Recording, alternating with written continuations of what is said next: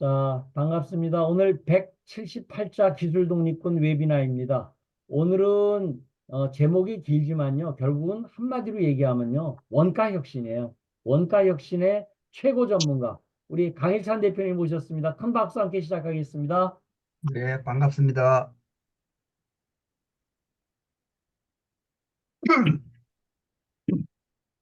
지금 오늘 주제는 제품 원가 혁신을 위한 설계 개발 원가 마인드 향상이 되겠습니다.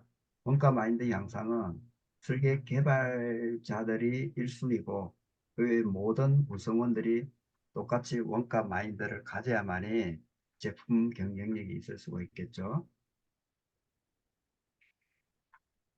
먼저 제 소개를 약간 드리겠습니다. 전문 분야를 두 개 분야로 정리를 했는데 제가 정구철 회장님을 만나면서 이게 이제 한 줄로 정리돼야 된다 이래서 제가 그 말을 듣고 한 3개월 동안 고민을 했습니다. 나를 앞으로 표현할 적에 어떻게 말하는 게 좋겠냐. 그래서 이 파란 글씨로 기술과 아이디어 사업화 구현입니다. 기술 내지는 아이디어죠. 이 사업화를 구현하는데 사업성이라는 것은 원가 경쟁력을 가지고 있어야 사업이 되는 것이죠. 그 부분을 이야기하는 것입니다. 그 트리저의 개념을 갖고 오면은 그 말은 제품의 기능과 원가를 더 이상 뺄 것이 없는 시스템을 구현한다는 이런 의미가 되겠습니다. 그 다음에 두 번째로는 스마트 공장 추진을 위한 인프라 구축입니다. 프로세스와 데이터의 표준화입니다. 아무리 제가 오랫동안 계속 연구하고 지금도 계속 연구 중이지만 프로세스 데이터가 표준화 안 되면 어떤 것도 진행이 안 되더라고요. 최근에 RPA라는 새로운 컨셉이 등장했죠. 이 RPA도 계속 사례를 들어보면은 결국 표준화 되지 않으니까 PI, 프로세스 혁신이 되지 않으니까 구축하는데 너무나 시간이 많이 걸리고 구축되더라도 너무나 프로세스가 복잡하다는 거예요. 그래서 이 두 가지로 저를 설명드리겠습니다. 분야는 제가 주로 할 수 있는 분야는 단품을 인가공하는 회사는 좀 의미가 덜하고요. 자신의 연구 개발품, 자신의 제품을 갖고 있는 회사는 어떤 업종도 관계가 없습니다. 그래서 대분류를 이렇게 분류하면은 기계, 소재, 정보, 통신, 바이오, 제일 마지막 지식 서비스에서 서비스 표준화, 품질 관리, 관리까지 다 대응이 가능할 것 같습니다. 그다음에 대기업, 중소기업군 있고요. 최근에 한 4년간을 정리해 보니까 한 150여 개사를 제가 다녔더라고요. 4년간. 그래서 간단하게 이렇게 정리한 최근에 저의 어떤 컨설팅 및 교육 실적이 되겠습니다. 자, 오늘 그 큰 주제는 원가 혁신의 필요성, 왜 원가 혁신을 해야 되는가, 그 다음에 제품 개발 설계 원가 혁신 기법에 대해서 간단히 많은 기법들이 있지만 간략하게 소개해 드리고요. 그리고 원가에 부합하는 제품 개발 설계는 어떤 프로세스 진행되는가, 그리고 사례 소개를 하고 마치도록 하겠습니다. 일단 첫 번째는 원가 혁신의 필요성이 되겠습니다. 자, 우리는 글로벌, 지금 현재 중국 그 기업들이 지금 직구 개념을 한국에 써서 약간의 유통 생태계가 좀 어지럽거나 좀 문제가 되고 있는 것 같습니다. 대표적으로 저는 제조, 하드한 제품의 관점에서 바라다 보니까 우리가 전자제품이라 그러면은 이거는 우리나라에 들어오면 KC 인증을 다 받고 해야 됩니다. 그러면 인증 비용이 500만 원이라는 이렇게 들거든요.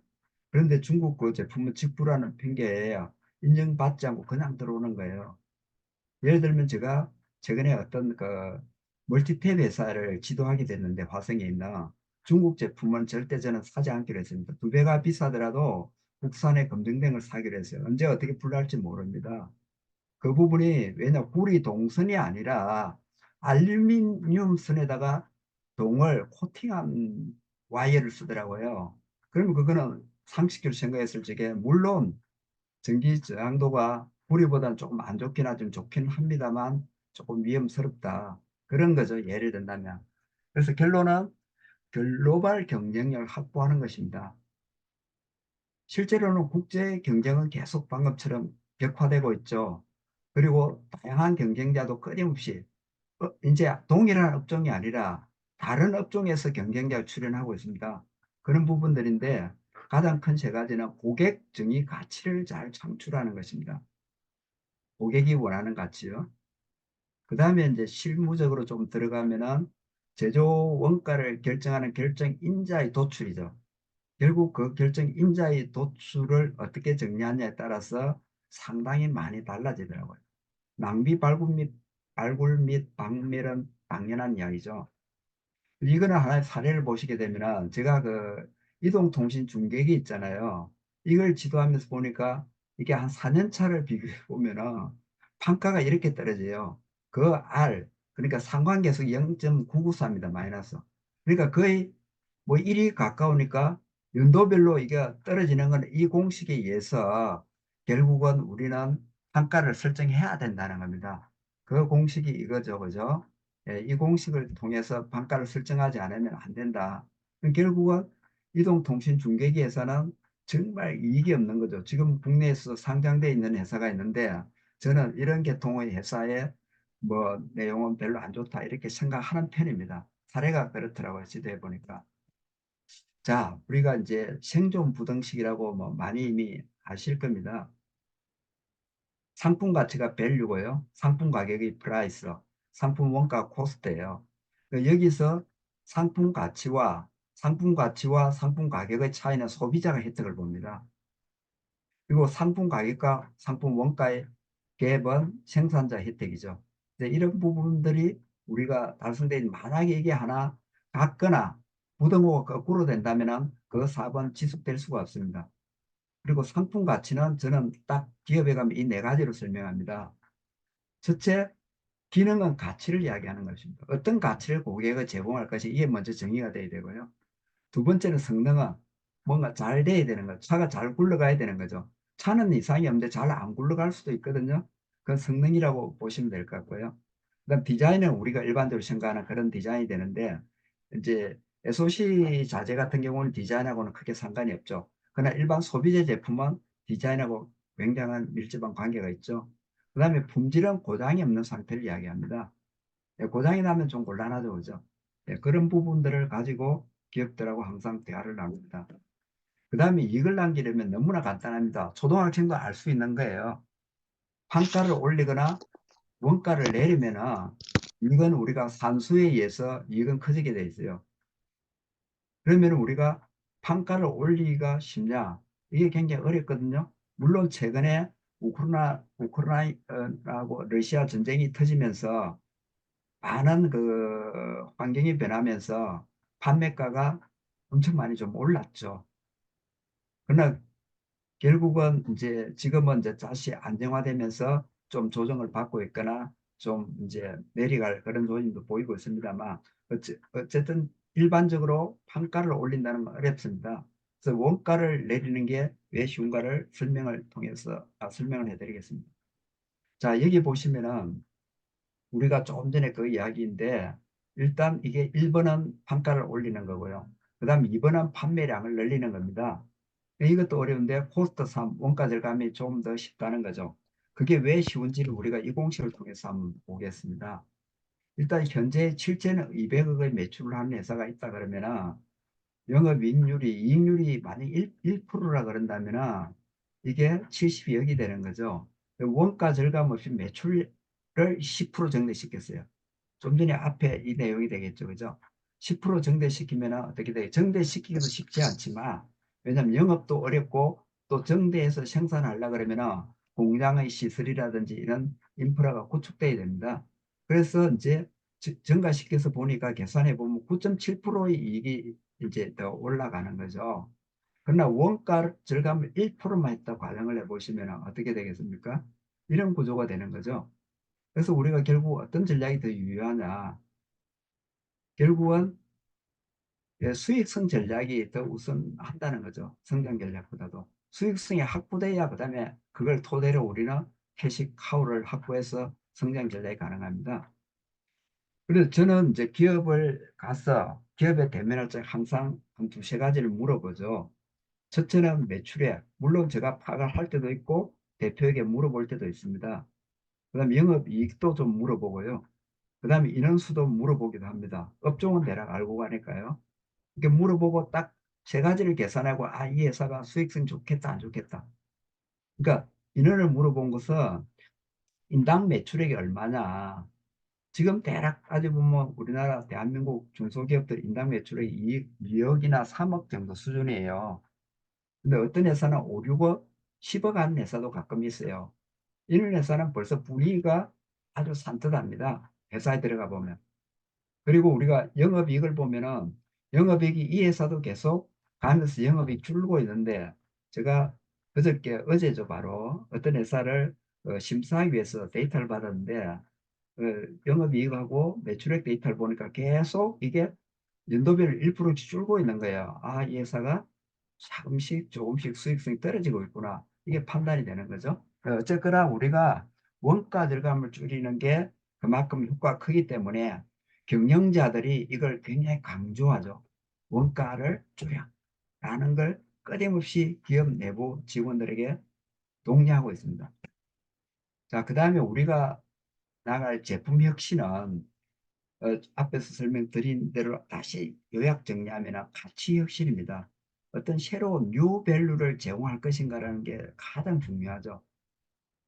그 다음에 원가 혁신, 뉴 밸류가 아무리 좋더라도 고객이 사고 싶은 가격 정도의 수준이 돼야 고객은 산다는 겁니다.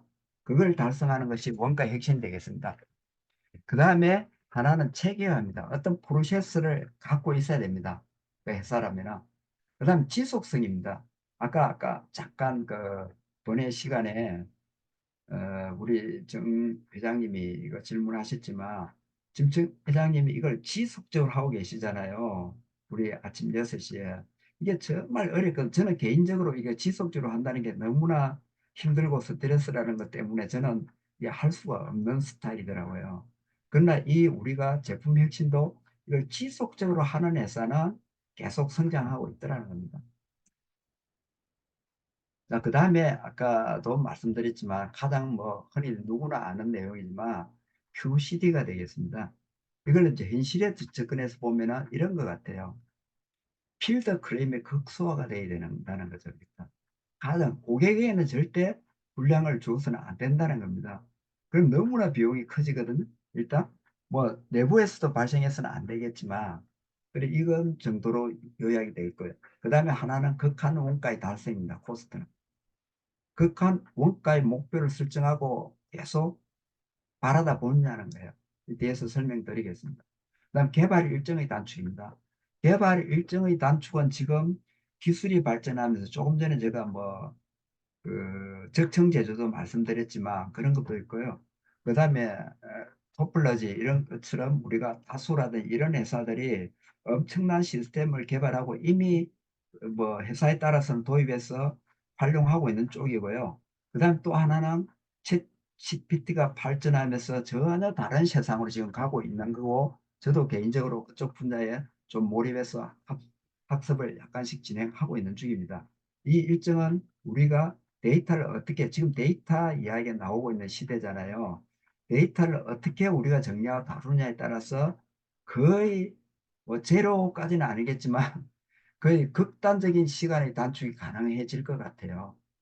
물론 지금 그런 이야기도 나오고 있죠. 우리가 양자 컴퓨터가 일반화되고 지금 우리가 챗GPT의 시대가 오면서 그 제약회사의 제약 개발 일정이 엄청나게 지금 단축을 지금 해가고 있는 중이죠. 그 다음에 우리가 원가 혁신 기법에 대해서 말씀을 드리면은 자, 첫째 우리가 낭비 없는 이상 원가의 추구라고 되어 있는데 여기서 우리가 판매가에서 우리가 이익을 빼면은 총원가가 되는 거예요. 그 다음에 총원가 이 이익은 어찌 보면 영업이익이 되는 거예요. 그 다음에 총원가에서 판관비를 빼면 제조원가가 되는 거예요. 제조원가는 변동비, 고정비, 그 다음 재료비, 가공비는 여기서 이 색깔, 이 선 위에는 우리가 재무적인 이야기를 하고 있어요. 그럼 재무적인 이야기를 그대로 우리는 엔지니어 파트로 전환, 시프트 시켜야 되는 거죠. 그 시프트 시키는 게 밑에 부분이에요.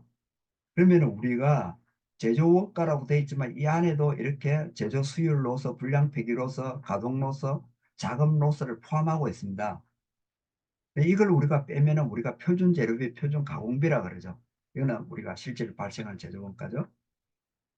그 다음에 표준 재료비, 표준 가공비 안에도 로스가 있어요. 근데 우리가 활동을 제가 컨설팅도 하는 거는 주로 이런 로스들을 그 실무자나 그 담당자나 엔지니어는 잘 캐치 못하고 이런 것들을 잘 유도해서 발견해서 인지시켜 주는 게 굉장히 중요하더라고요. 그리고 나머지 이제 우리가 이걸 표준 원가라 그러죠. 그러니까 표준 원가의 이 부분, 완성품, 이 부분이 목표 원가가 되는데 이게 이상 원가 수준이라고 보시면 돼요. 이상 원가는 기본 기능 더하기 보조 기능의 50%거든요. 이게 목표 원가인 동시에 이상 원가입니다. 그래서 이 로직 하나만 있으면은 그냥 해석은 다 되는 거죠. 그죠? 그래서 우리가 이런 목표 원가를 설정하고 갔을 때에 어떤 경쟁자도 쫓아올 수 없는 상황의 제품을 만들 수 있다는 겁니다. 자, 이게 이제 조금 전에 말씀드린 제품의 기술 엔지니어들은 이런 관점에서 바라다보죠. 자기 기술 제품을. 그러나 이런 관점이 아니라 엔지니어가 이 관점까지도 공부하고 이해해야 된다는 겁니다. 이걸 생각하면서 이걸 생각해야 된다는 거예요. 그러니까 어려워지는 거죠. 근데 이제까지 이것만 생각하고 기술만 개발하니까 이렇게 해서 제조 원가가 구성되는 거는 그 다음에 너희들이 뒷파트에서 알아서 해. 이렇게 된다는 거죠. 이제 앞으로 이런 부분들은 앞에서 처리해 주지 않으면 안 된다. 라는 것이고요. 그리고 앞에서 하는 게 이 곡선에 근거하는 거예요. 이 곡선이 원가 결정 곡선이에요. 원가 결정 곡선은 한 85%의 원가는 이미 상분기의 구상 조금 넓게 보더라도 여기까지 설계 구상 단계까지 85%가 이미 결정돼 버린다는 거죠. 그러나 원가가 돈이 들어가기 시작하는 것은 이 곡선을 따르는 겁니다. 그러니까 이미 원가는 다 결정돼 있는데 제조에 가서 개선을 한다? 효과 없습니다. 그래서 제가 사례를 보면 만도 같은 경우에는 제조에서는 이 공식에 따르는 거죠. 제조 이하에서는 있잖아요. 원가 목표를 5% 이상 이렇게 주지 않습니다. 그러나 여기는 한계가 없죠. 이쪽 파트에서는. 뭐 30%도 되고 20% 되고 어떤 설정한 대로 목표를 갖고 활동합니다. 그러나 이 이후에는 높은 목표를 절대 주지 않더라고요. 아주 현명한 거죠. 그리고 이 그림을 그대로 내려서 보면 이 그림이 되겠습니다. 이만큼 여지가 많다라고 이해하시면 되겠습니다. 그 다음에 이 그림도 제가 뭐 이렇게 좀 그려본 건데요. 이제 종합적으로 그려져 있는 겁니다. 일단 고객의 목소리를 들으려면 우리가 이제 요구 품질 이런 걸 파악하려면 QFD라는 툴이 있어요. 기법이 있죠. 그리고 사고는 밸류 엔지니어링이죠. 제가 30년 동안 주로 해왔던 것은 시작을 저는 밸류 엔지니어링, 가치공학으로 시작을 했습니다. 그래서 요 사고방치, 사고방법요. 이렇게 쭉 내려와서 우리는 이게 여기서 우리가 설정한 내용을 갖고 와서 다시 이쪽으로 아픈 내용을 다시 밸류 엔지니어링으로 우리가 제작 기능 설계를 하고 그 다음에 다시 우리가 트리제를 활용해서 아이디어를 모으거나 자원을 탐색하고 그 다음에 그 안을 가지고 또 품질공학이죠. 품질공학의 목표 기능을 위한 최적 설계를 해나가는데 품질공학적 방법. 품질공학돼 있는데 품질을 다루는 게 아니고 최적의 원가를 품질을 만족하되 최적의 원가를 내는 게 이게 포함이 되어 있습니다. 품질공학 안에. 그럼 결국은 원가와 품질을 고려한 제품이 설계돼야만이 그게 많은 것들을 해결할 수 있다. 이렇게 설명될 수 있습니다. 그 다음에 이 내용은 밸류 엔진의 가치공학이 버릇이었습니다. 뭐 복잡한 건 아닙니다. 크게 보면은 사전 활동 계획하고요. 우리가 일반적으로 많은 활동을 해왔던 거나 크게 별반 다르지는 않습니다. 그다음 현상 분석하고 그다음 창조 단계를 거쳐서 기본 구상 및 성체 설계를 하는 거예요. 그러니까 실질적으로 설계가 움직이는 영역은 여기가 되는 거죠. 여기가. 여기까지는 설계를 움직이기 위해서 우리가 설계를 하기 위해서 기본 구상이라든지 모든 아이디어를 결집해서 정리하는 단계가 되겠죠. 그 다음에 이상원가 분석불에서 앞에서 잠깐 설명드렸지만 이 내용입니다. 결국은 여기서 보시면은 그죠? 여기서 요 공식이죠. 이상원가는 기본 기능 더하기 보조 기능. 이게 나오려고 하면 밸류 엔지니어링적으로 모든 게 정리가 돼야 나오게 돼 있죠. 그래서 그 기능의 보조 기능의 50%까지 해서 여기까지를 우리는 이상 목표 재료비 내지는 이상 목표 가공비 이렇게 표현합니다. 자, 그 다음에 이제 제품 기획 단계 원가 기획 프로세스를 보면 제품 개발은 우리가 일반적으로 이렇게 엔지니어들은 흘러가죠. 이렇게 흘러가고 거기에서 우리가 부합해서 같이 흘러갈 게 원가 기획 프로세스예요. 예, 이것도 같이 흘러가야 된다. 이게 이 단계에서는 엔지니어들 모여서 이런 부분들을 다 같이 토의해야 된다. 이게 뭐 하루가 걸릴 수도 있어요. 목표 원가를 설정하는데 하루 이틀 정도 걸리더라고요. 그 많은 사람들 모여서 해도 이게 너무나 중요한 거죠. 그리고 그 다음에 기능불, 구상 설계까지 흘러가요. 구상 설계까지 흘러가면 이미 아까도 말씀드렸지만 85%는 이미 결정된 상태예요. 나머지 이 이하로 흘러가면서 15%를 어떻게 조율할 것인가에 문제가 됩니다. 그리고 그 내용에 따라서 방법론들을 풀어가는 내용이 되겠습니다. 그 다음에 원가기획 활동 순서는 아까 앞에 걸 다시 설명을 더 추가하면은 판매가 설정하고 이익률 설정하고요. 그 다음에 원가를 설정하고 그 다음에 기능 여지 분석하는 거죠. 여지 분석은 아까 그러니까 우리가 더 이상 뺄 것이 없는 시스템으로 가기 위한 하나의 활동이 되겠어요.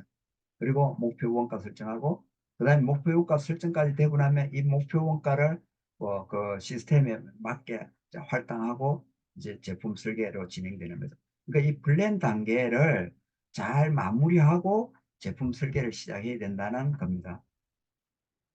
그다음에 이거는 우리가 기술 구매도 마찬가지로 저 밑에 하위 레벨을 고르셔서 되겠습니다. 이건 마찬가지입니다. 이 내용 검토하는데 많은 시간을 소요해야 된다는 거죠. 예, 나머지 어찌 보면 한 80%의 시간을 여기 쓰고 나머지는 20% 시간을 쓴다 이렇게 생각하면 되겠습니다. 그 다음에 이제 DTC 우리가 DTC 하면은 디자인 투 코스트 그 DTX 이렇게 해서 우리가 여러 가지 표현하는데 그 디자인을 하는 데 있어서 결국은 원가에 부합하는 설계를 해야 된다 이 말입니다. 다른 뭐 어려운 말이 아니고요. 원가에 부합한 설계를 의미하는 거고요. 그리고 우리가 설계 원가를 우리가 결과로서 생각하는 것이 아니고 시스템 목표의 하나로. 이 말이 굉장히 중요하죠. 엔지니어들은 나중에 설계 다 해놓고 그다음 원가 검토하면 된다라는 표현이 아니고요. 반드시 설계를 결과가 아니고 목표를 잡고 그 목표에 맞게 계속 생각하면서 개발 설계를 해야 된다는 의미입니다. 네, 이 부분이 가장 중요한 포인트가 되겠습니다. 네, 이거는 같은 내용을 앞에 다시 재정리해 놓은 거고요.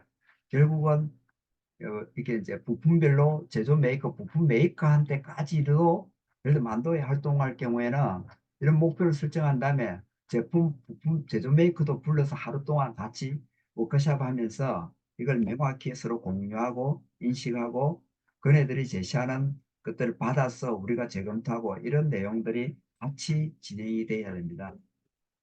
그 다음에 또 중요한 게 바로 이거죠.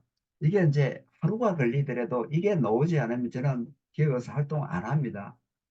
그러니까 이거부터 내고 그 다음에 활동을 진행하죠. 네. 그러니까 이게 보면은 타겟 프라이스를 먼저 결정하게 되고요. 그 다음에 이 타겟 프라이스는 주로 영업하고 하는 건데 저는 엔지니어 편보다 엔지니어들은 그 가격을 맞출 수 없다고 이렇게 하죠. 일반적으로. 근데 저는 주로 영업의 편을 듭니다. 왜? 영업은 고객을 베이스로 해서 파란 데이터를 기본적으로 제시하는 거거든요. 근데 고객이 사줄 수 있는 가격이 안 되면 그거는 개발할 필요가 없는 거예요. 그냥 개발할 필요가 없죠. 왜? 안 팔릴 거니까. 그래서 타겟 프라이스를 결정하고요.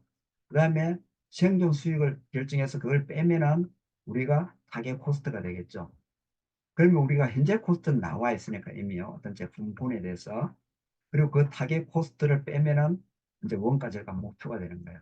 그래서 이거는 중요한 것은 지금 우리가 활동 시점은 여기인데 우리가 언제 이 제품 출시할 것인가를 고려하고 이 곡선에서 학습 곡선에서 이 감소되는 이 부분도 감안해서 설정을 된 한줄 같은 경우도요.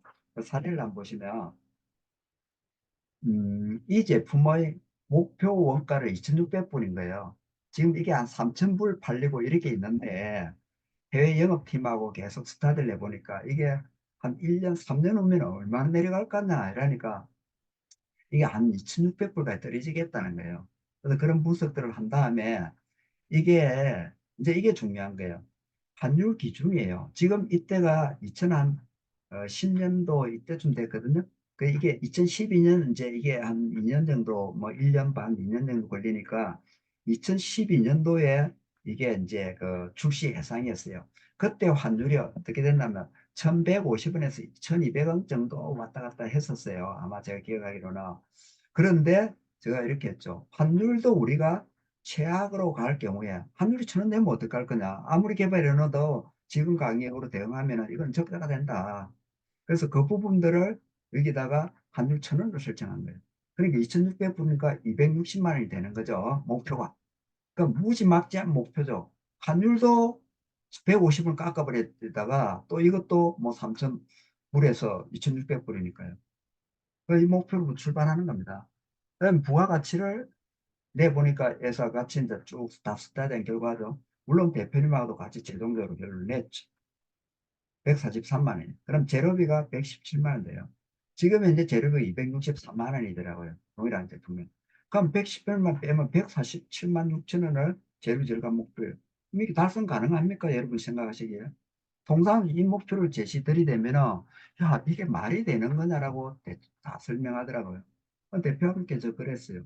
이게 되지 않으면 이 제품은 다 설명했죠 상황을. 이 제품은 경쟁력이 없습니다. 근데 다행히도 지금 그 이후로 1,000원을 내려간 적이 없습니다. 15년 동안 아마 제가 알기로는. 그러니까 이 회사는 어떻습니까? 이런 제품 개발하면 일단 환율에서 한 150원, 지금 300원 먹고 가는 거죠. 물론 다른 원가가 인상된 요소도 있지만 왜 이런 사례가 있을 거예요. 그다음에 이 사례는 65유로입니다. 이 제품이. 그 전기자동차 부품군인데요. 이 회사가 테슬라에 납품을 하고 있는데 이제 볼보가 아니죠. 폭스바겐에서 그때 전기차를 이제 100만 대 생산하게 되면서 그때가 2017년도 돼요. 그러니까 6년 정도 걸리더라고 자동차 개발이 2023년 예상 기록돼 있잖아요. 그런데 개발하고 있고 그런데 그네들이 볼보에서 딱 그 목표가를 제시한 거예요. 비딩가를. 이 이상의 비딩, 언더는 되겠지만 이상한 비딩 되게 되면 비딩 넣지 말라는 거. 서로 시간 낭비니까 그 비딩 넣지 마라 그러니까 이거 답이 없는 거예요. 깝깝한 거죠. 그 제시된 가격 65유로 계산해 보면은 대략 그때 환율로 계산, 요 정도, 아니, 요 환율로 계산한 걸 거예요. 요 정도 되는 거예요. 목표 환율이죠. 예상이니까. 82,000원. 그러니까 이게 답이 없는 거죠. 현재 코스트가 18만 6천 원인데. 그래서 이렇게 이게는 타겟 프라이스예요. 코스트가 아니라. 그런데 이렇게 하면 타겟 코스트가 6만 2천 원 나오는 거죠. 최저원가가. 근데 현재가 이러니까 6만 2천 원 빼면은 67%를 원가를 줄여야 되는 거예요. 그럼 이게 가능한 수치인가요? 근데 결국은 나중 결과론적이야 67%까지는 사실은 못 줄였어요. 한 50%는 넘었었어요. 결과론.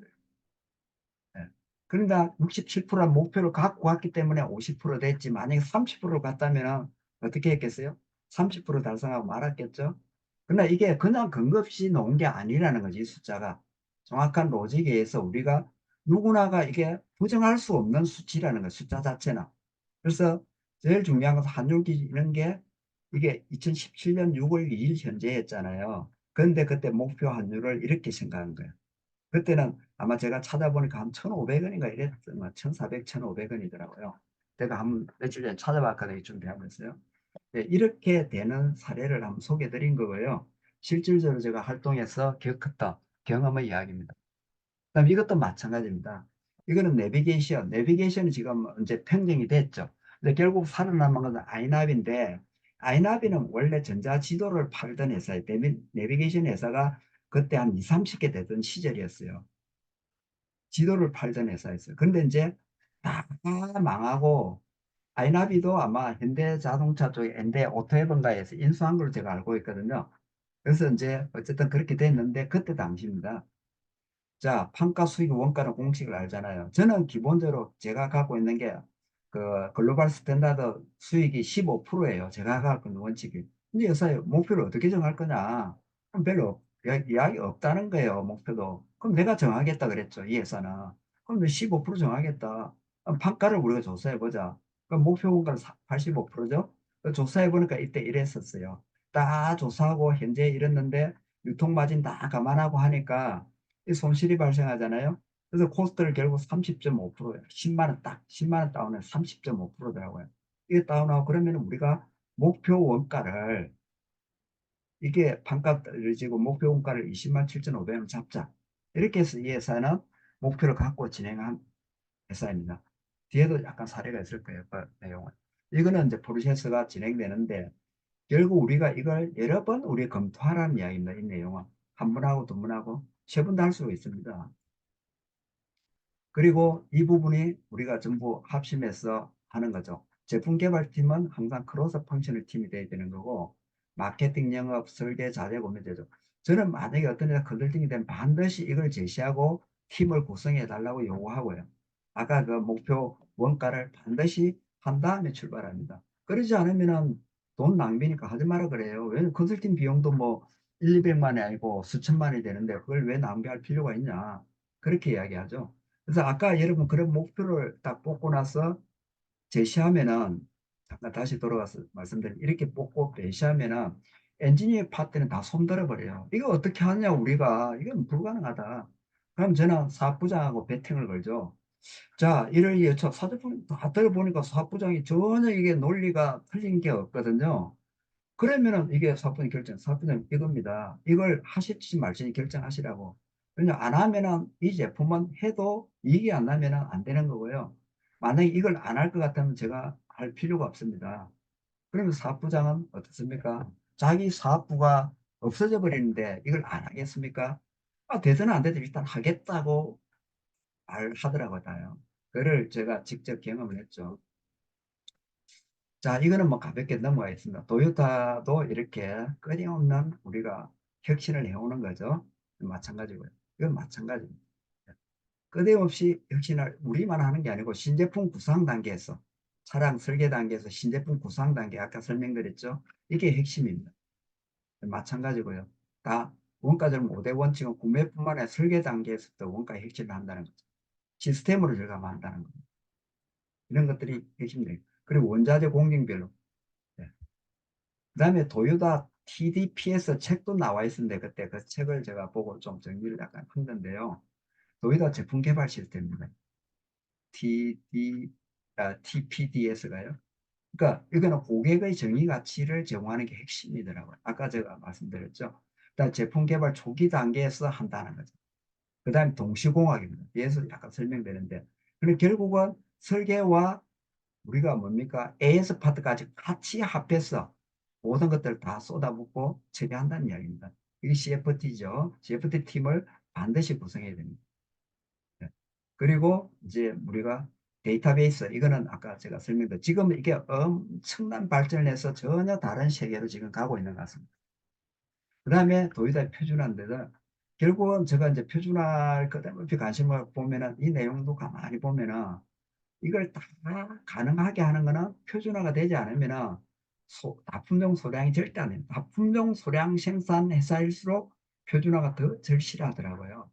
현실도 그렇고 지금 중소기업으로 왔어도. 그래서 우리가 도의사의 표준화를 한번 살펴볼 필요가 있겠다. 그다음에 이거는 스즈키 AQ라는 닛산의 그 자동차 원가 관리 임원이 자기 그만두고 한국에 와서 컨설팅할 때 어떤 그 매스컴하고 어떤 인터뷰한 그 결과의 내용입니다. 예, 이렇게 해서 결국은 잘 안 되더라. 결국 정보 공유가 잘 안 되더라는 겁니다. 그때 당시로서. 지금은 많이 세상이 변했죠. 그죠? 협업 툴이 생기면서 많은 정보 공유를 엄청 잘하고 있는 상황으로 변하고 있고, 회사마다 기업을 제품을 개발하거나 뭔가 프로젝트를 진행하기 위해서 협업 툴을 다 활용하는 시대에 와 있습니다. 그 다음 CFT 아까 설명드렸죠. 그죠? 예. 그 다음에 CEN 원료 개발, 동시공학이죠. 그죠? 결국 설계 부분, 생산 기술 부분, 구매 부분, 전부 다 합해서 한 팀으로 운영하는. 이렇게 하는 것은 실제 업무는 이런 단계로 진행을 하죠.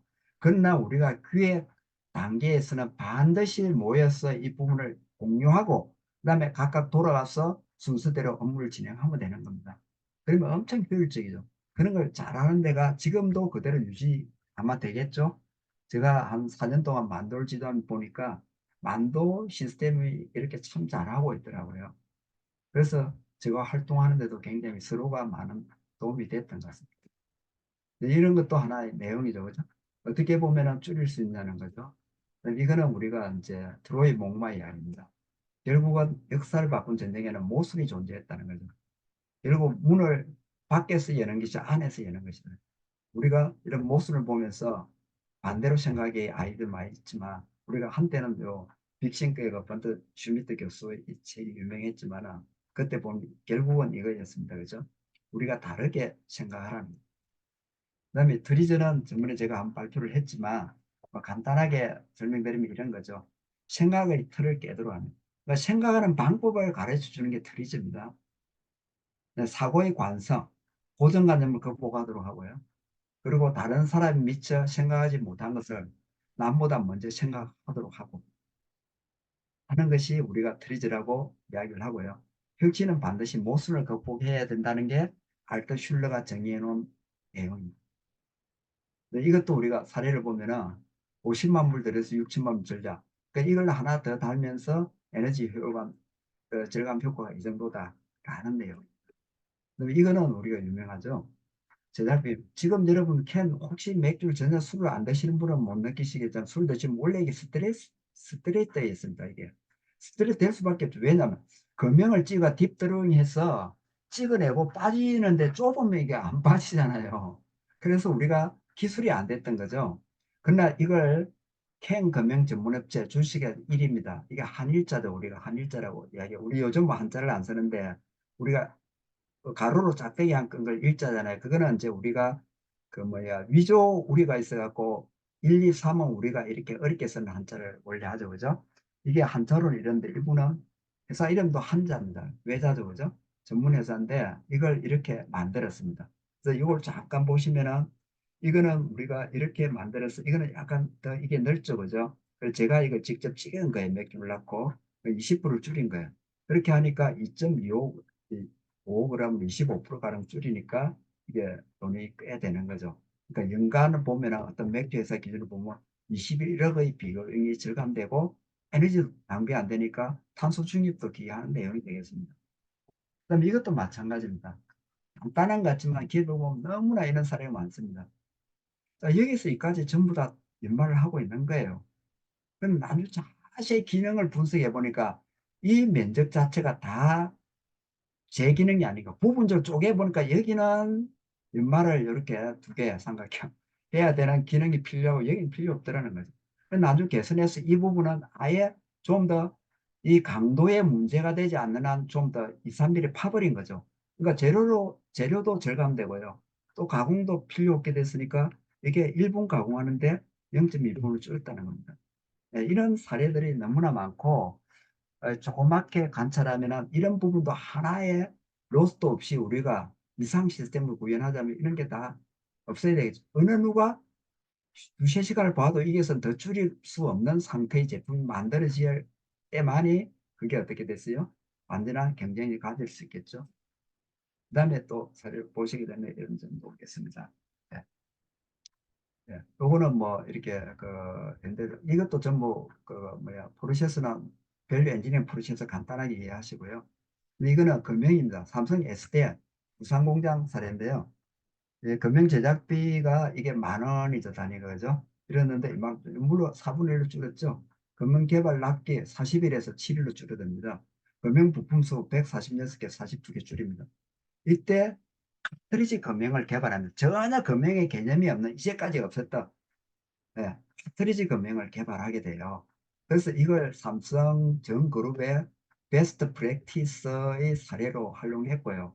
그때 뭐 대외적으로도 발표했습니다. 네네. 이런 사례가 되겠습니다. 부품 수도 이렇게 줄일 수 있습니다. 상황에 따라. 예, 이 내용이 아까 제가 말한 그 내비게이션 회사 그 내용이 됩니다. 아까 30% 목표를 설정했잖아요. 근데 결국은 요 정도 줄이긴 했는데 이게 보니까 결과 금액이 한 9만 7천 원 정도인가요? 요 정도 됐죠. 그죠? 예, 이렇게 개선이 되고 된 내용이 되겠습니다. 그다음에 이거는 자동차 원가 절감 사례입니다. 어떤 그 기아 자동차 협력사 제가 지도를 컨설팅 하게 될 때 나왔던 결과물인데 거의 뭐 원래 목표를 한 20%를 목표로 했는데 거의 20% 육박하도록 이게 결론을 냈고요.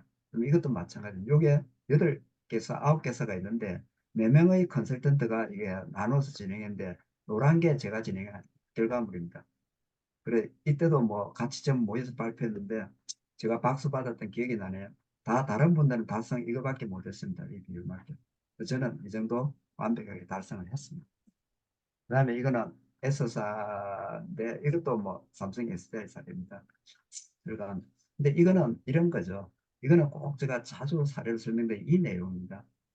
이게 요게 바렐석 통인데요. 이걸 이렇게 아주 이 파이프를 작게 자릅니다. 그게 이제 옛날에 브라운관의 RGB에 들어가는 그 파이프의 조그만 슬리브예요.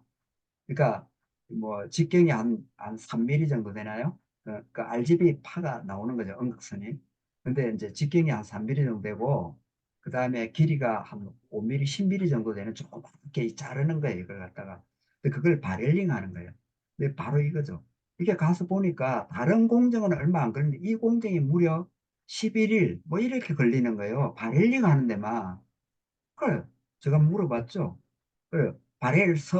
바렐석이나 바렐석 크기를 변경했나? 바렐석의 어떤 종류도 여러 가지가 있다. 그리고 그런 게 변경한 게 그 일본서 도입할 때 그대로 계속 하고 있다는 그 일본 애들이 가르쳐 준 대로. 그래서 제가 이렇게 이야기하고 갔죠. 한 주에. 이게 바렐석 공급 기업하고 이게 여러 종류가 있고 용도에 따라 다르고 그리고 크기도 다르다. 그래서 바렐석과 크기를 그 공급사하고 논의해서 좀 바꿔보라 그랬죠. 그 다음 주에 제가 갔습니다. 매주 갔는데 가니까 이 과장이 너무나 기뻐서 저를 반가이 맞아주는 거예요. 그리고 왜 이렇게 이야기하니까 이틀로 줄었다는 거예요. 바렐링 하는 시간이. 결국 나중에는 하루로 줄었어요. 이 습식도 물로 하거든요. 없애버리고 건식 하루로 끝냈는데 바렐석의 양을 좀 바꾸고 크기를 좀 바꿨다는 거예요. 바렐의 석의 종류는 똑같은 거예요. 이게 바꾸니까 이렇게 바뀌더라는 거죠. 저는 힌트만 줬을 뿐이죠. 왜? 저는 조선에 보면서 샌딩을 받고요. 그리고 주물을 다루면서 중공업 쪽에서 그 뭐야 주물사를 다루는데도 이게 바리를 용어를 안 쓰죠. 거기는 쇼트라고 쓰잖아요. 쇼트를 봤거든요. 그래서 그거를 저는 생각하면서 이 힌트만 준 거예요. 근데 이 사람들이 이렇게 바꿔서 이렇게 되고 나니까 나중에 하루를 주니까 11일이 하루를 주면 어떻게 되겠습니까? 제품 하나를 생산하는. 그런 어떤 걱정인 경우도 있을 거예요. 그 다음에 이거는 현대자동차 사례입니다. 또 마찬가지 포르쉐도 똑같습니다. 이게 해가지고 이걸 이제 그 발표회 때 자기들 발표했는데 금상 받아가지고 제가 기억나는데 옛날에 공중전화 카드 있었죠. 5천 원짜리. 그거 하나 이제 뭐 저한테 주더라고요. 그냥 자기들 금상 받았다고 상금 받았다고요. 그런 얘기가 있습니다. 여기까지가 일단 제가 발표해드리는 내용이 끝이 되겠습니다. 이상입니다. 네, 감사합니다. 자, 질문 일단 하실 분 좀 있으면 좋겠어요. 자, 질문하시기 전에 제가 한번 먼저 코멘트 하나 해드릴게요. 제가 이렇게 우리 웨비나를 이렇게 하게 되면요. 전부 다 다양한 분야가 돼서 잘 기억이 안 남거든요. 그래서 항상 그 발표자하고 미리 본질과 근거와 한계에 대한 얘기를 바로 입을 맞추면서 그거를 결국 줄여냅니다. 그래야지만 나중에 그 보더라도 요건 요 얘기겠네. 근데 오늘 제가 얘기를 쭉 들으면서 한계 부분을요. 제가 오늘 개발자의 원가정합서 우선순위 무시라고 우리들이 이제 합의해서 이렇게 써놨는데 제가 오늘 얘기를 쭉 들으면서 결국 소통 혁신이 전제되는 게 되지 않으니까 절대적으로 안 되겠다. 소통 혁신을 하나 좀 소통의 부재 부분을 하나 좀 더 넣을 수 있으면 좋겠다 이런 생각을 저는 개인적으로 했습니다. 우리 블레방 소사이어티가 제가 지금 소통 혁신을 지금 주로 할 수 있는 부분 쪽으로 문화를 지금 만들고 있어서 자 그렇게 저는 제 나름대로 코멘트를 한번 드립니다. 자 질문해 주실 분 질문해 주시면 좋겠어요. 우리 정관채 대표님 여러 가지 지금 뭐 많은 이 생각이 떠오르실 것 같은데 짧게 우선 하나 해주시면 좋겠어요. 오랜 시간 동안 노력해주신 덕분에 대한민국이 발전했던 하나의 한 부분을 기여하셨다고 느끼고 존경하게 됩니다. 업체들이 현장에서 더 원하는 부분이 있으면 또 협력해서 할 수 있을 것 같은 생각도 공감을 하게 되는데 그런 의향이 있으신지 말씀을 듣고 싶습니다. 강 대표님 거기 한번 업체들하고 같이 하는 분 의향이 있으면 하시겠냐고. 결국 돈이 문제지 뭐. 뭐, 뭐 언제든지 제가 가진 지금의 제 개인적인 생각은 저를 요구하는 데가 있으면은 언제든지 저의 가진 역량이 발휘돼서 상대가 도움이 될 수 있는 부분이라면은 저는 언제든지 참여하고 응하겠습니다.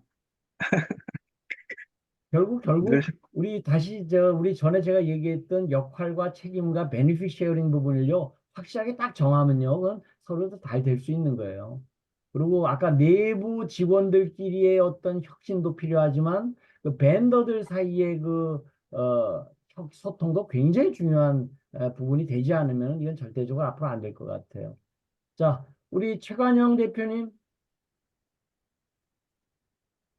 예, 예. 잘 들었고요. 예. 제일 지금 그, 제조를 여러 개 하고 지금 원가 절감하고 지금 마케팅하고 그런데 굉장히 가슴 와 닿으셨을 것 같은데 한번 코멘트 한번 해주시면 좋겠어요.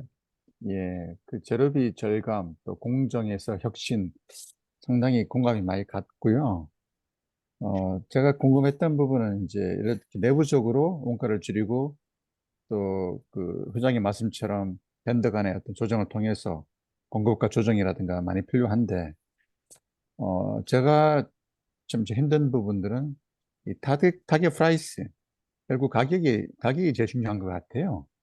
이게 그 어떤 이 가격이 어느 정도 선에 맞춰야 되는가. 경쟁자도 있고 또 뭐 품질의 어떤 고조도 있다 보니까 가장 힘든 부분이 가격 결정 부분 같거든요. 그래서 수익을 위해서는 당연히 원가를 저감해야 되겠지만 가장 큰 포인트가 가격이라 보는데 가격 결정을 어떻게 하는 게 가장 좋을지가 가장 고민입니다. 예. 자, 우리 강 그런 대표님 거기 점에서 코멘트 한번 해주시죠.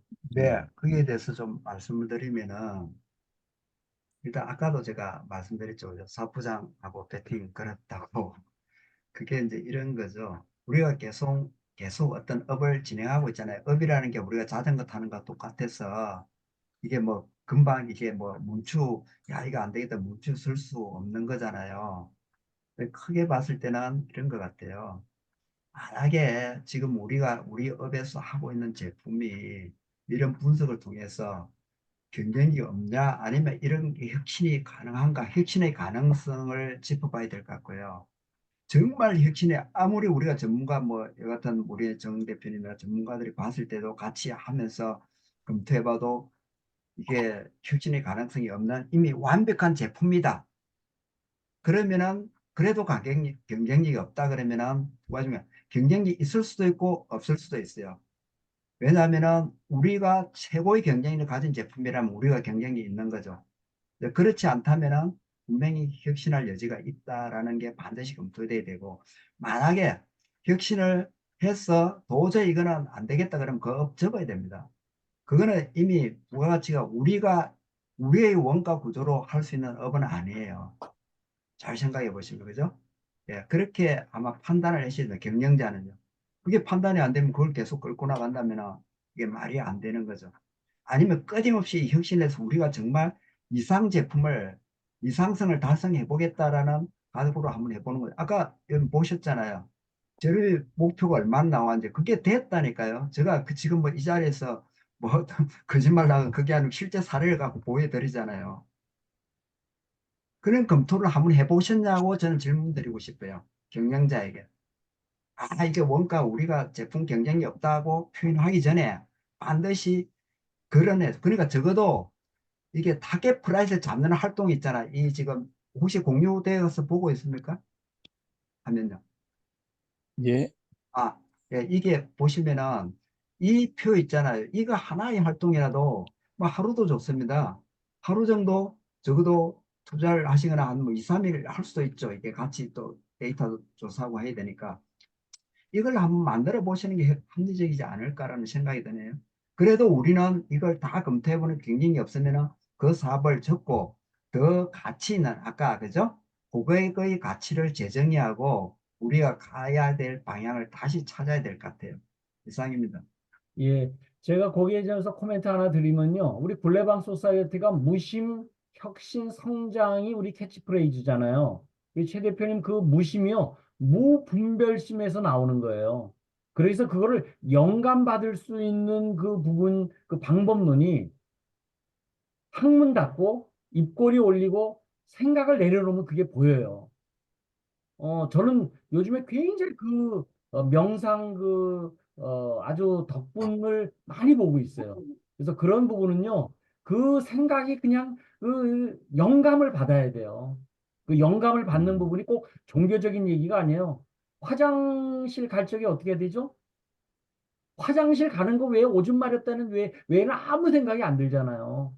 하루에도 우리 인간들이 많은 생각을, 영감을 받고 있거든요. 그래서 그런 부분을, 우리 방법론으로 제가 앞으로 이제 나중에 인문학 강의를 이제 그런 쪽으로 제가 좀 계속 지금 할 건데, 결국 그거는 무심의 학습을 좀 하시면 좋겠다. 무심의 학습. 무심이 다른 얘기 아니야. 마음이 없어지는 거, 마음을 내려놔야 돼요. 이거 안 되고 저거 안 되고 뭐 전부 따지면요. 이게 절대로 안 돼요. 그래서 영감을 받을 수 있는 방법론을 앞으로 우리 제 하반기쯤에 제가 좀 준비를 하고 있어요. 자, 회장님, 뭐 네, 저기 타겟 플러스 정하는데 영감 필요한 게 아니고요. 네, 우선 그 제품이 시장을 선도하는 기업이나 초기에 시장을 이제 먼저 탑으로 들어가는 제품이라면은 가격은 자기가 정하는 거고요. 왜냐하면 나온 게 없으니까 시장에. 근데 이제 이게 세컨드, 서드에 들어가면은 시전에 시장이 나와 있어요. 그런데 예를 들어서 전체 100원짜리로 탑이 팔고 있어요. 근데 저희가 들어갈 때 그럼 한 70, 80 들어가나? 아니에요. 50으로 들어가거든요. 왜? 탑이 우리가 들어가면은 가격을 낮추잖아요. 50% 이하로. 그럼 우리는 지금 시장에 50% 이하 들어가야 그래도 그 엄마들이 넘버원 기업이 야 저것들 50% 왔네? 우리 할까 말까 하다가 그냥 조정해 주는 거거든요. 그래서 만약에 이걸 시장에 나와 있는 걸 들어간다면 50%이라 들어가셔야 되고요.